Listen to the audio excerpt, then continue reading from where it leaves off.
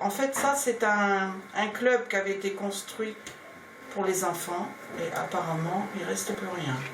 Cette école, c'est celle que parraine et finance l'association Demain pour Demain. Depuis 2010, ce sont plus de 30 000 € qui y ont été investis pour la scolarisation et la nourriture des enfants de Kenskov, à une vingtaine de kilomètres au sud de la capitale Port-au-Prince. Ça n'est pas la région qui a été le plus durement touchée par l'ouragan Matthew la semaine dernière. Il n'y aurait pas de victimes dans le village. Mais les dégâts matériels sont importants, 6 ans après un séisme particulièrement dévastateur. Quand je suis allé en 2010 en mission avec quelques volontaires de l'association, c'était horrible cette misère dans les rues. En 2014, on est retourné en deuxième mission. Je n'ai pas beaucoup vu d'amélioration. Il y avait autant de misère. Et après le passage de Mathéo, je me suis dit, mais c'est impossible.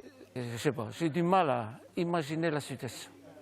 Face à cette nouvelle catastrophe, l'association basée dans le sud Vendée a évidemment décidé d'agir sans sortir de ses prérogatives initiales.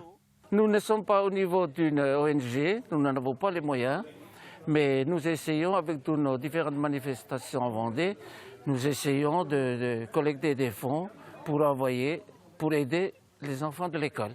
Puisque l'école est fermée à cause des dégâts, et notre premier objectif, c'est de l'ouvrir pour que les enfants retournent à l'école.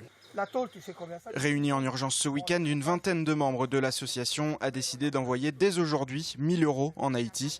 C'est 2 fois plus que le versement mensuel habituel. On envoie au fur et à mesure de l'avancement des travaux. Une autre enveloppe de plusieurs milliers d'euros est à disposition et sera envoyée progressivement dans les mois à venir.